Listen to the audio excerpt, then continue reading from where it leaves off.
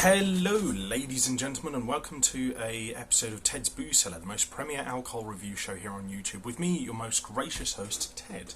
Today I've got my Cellar t-shirt. I'm just going to go out in about an hour or so for a roast dinner at my local pub with a colleague of mine. But I thought I'd set myself up for that by having something light and sweet and interesting to sort of wake up the senses. And I thought, it's been a while since I reviewed a cider on here, so I thought I go for a cider we have reviewed before, but a flavour that I haven't tried from that particular cider maker. And today we're going to be taking a look at Thistly Cross and their Elderflower Scottish cider. Now I think I reviewed a drink from a Thistly Cross quite a while ago. They are, this was designed by cider artist P.S. Stewart, or Peter Stewart, and it says on the back here, deliciously thirsty. In 2008, an artist and a farmer joined forces in Dunbar to become Scotland's first cider maker. Real fruit and hand methods, plenty of maturation time, and a happy few accidents create the unmistakably delicious flavour of Thistly Cross cider. We create an infusion from hand-picked British elderflowers and blend it with our cider for a fabulously fresh and floral flavour. Nice, simple, to the point, and that's what I like. I will say the design of the labelling is a little bit messy, but I like the contrast of colours, so I will give it a good solid 7 out of 10 for the design of the bottle and the labelling. This was £3.49 from the Wine Barrel on Western Road in Hove. 4% alcohol volume.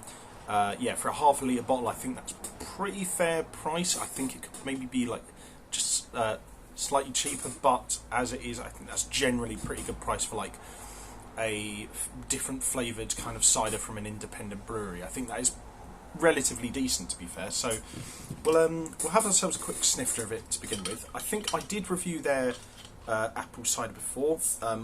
Either that, or it might have just been an apple cider that looked similar and was from a similarly named brewery. But let's see. Oh wow, yeah. Very elderflowery smell. Honestly, it just smells like a really nice, light, sort of like elderflower soda. Elderflower is, I think, one of the most underrated flavourings in drinks and food. Honestly, really smells lovely. I'd say the nose is probably going on for probably a 10 out of 10. Really can't find any major faults with it. It's distinct, fragrant, not too overpowering, doesn't linger in the nose too much, but it sort of leaves around that light, refreshing fizzle of an after smell, a little bit of sweetness, a little bit of a lot of elderflower really, but that's really nice. Definitely give that a 10 out of 10 for the nose. But anyway, let's have a quick look at and see what it looks like in a glass. Got the old Titanic brewery glass that I got from the Titanic Museum in Southampton. I went there with my friend Phil, who you guys will have seen on some previous episodes. Let's see, right. So, yeah, it kind of looks like elderflower cordial with like a very light soda water, I think. So, it's got a good look to it. Not much of a head, granted, but I think, I've definitely seen worse looking ciders, so I'll give like the look of it probably like a 5 or a 6 out of 10. Doesn't really leave with me with any impressions, doesn't look massively bad or great, but anyway, before we taste it, quick palate cleanser of water.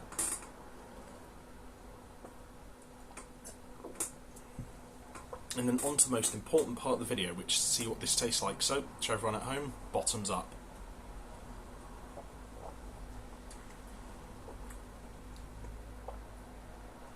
Ooh, that is good.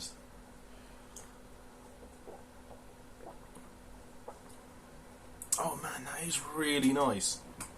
Really smooth texture, light sparkliness. And unlike a lot of British ciders, it's not too like acidic and harsh. Because some British ciders do struggle to find the fine balance between, tartness and sweetness. The best tart British cider is probably something like Aspel's, I'd say. I mean, for me, the gold standard of cider has always been those French Normandy or Brittany farmers' ciders. As for this, it's hard to say. This is probably not quite on the level of French Farmers cider, but it is pretty good. Out of like all the British ciders I've ever had, it's definitely in the top 3. I'd say it's probably getting on for being the best sweet British cider I've ever had. It is a little bit overly sweet, particularly in the aftertaste. That's probably like my main gripe with the flavour, but it's got this simple through line of like just elderflower like syrupiness with like this slight undertone of citrusiness to kind of counterbalance it so it doesn't get too overpowering. The only problem is that aftertaste is very sweet, and I can imagine a lot of people getting turned off by that.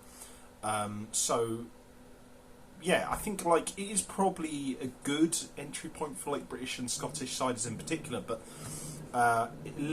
that's my main gripe, is it being very, very, very sweet. Yeah, almost too sweet to a point. But I feel that particularly if I was having this in summer, ice cold on a hot afternoon, that would probably be the best time to have it. As it is, I'm going to say it's an 8 out of 10. It is actually really close, I think, to becoming a 9. The only problem is it's a little bit overly sweet. That's really my main gripe from it. There's not a lot to comment on, even though it's quite, in terms of its flavour, it's quite expressive in terms of how it brings out that elderflower flavour. But it's very syrupy at the end, and it kind of creates an overload of sweetness that really kind of spoils the taste a little bit at the end. Not a lot, because like I said, it's still an 8 out of 10 overall, which I still think is really good. And I would probably go out my way to buy this again, but yeah, if that aftertaste of sweetness was sorted out, I think I could probably bump this up to a 9. So as it is genuinely a really, really good cider. It just needs a little bit of refinement and balancing, but once that's done, lovely.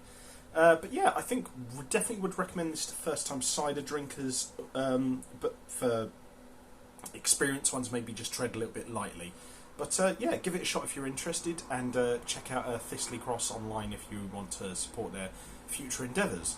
But until next time, if you guys enjoyed this video, leave a like, share and subscribe. If you have any suggestions for future episodes of Ted's Booze Cellar, let me know in the comments section down below. And if you want to check out anything else I do online, I'll leave the links to all that in the video description down below. And until next time, have fun, stay safe with whatever you're doing, don't do anything I wouldn't do, drink responsibly, know your limits, and I'll see you guys at the bar next time on Ted's Booze Cellar.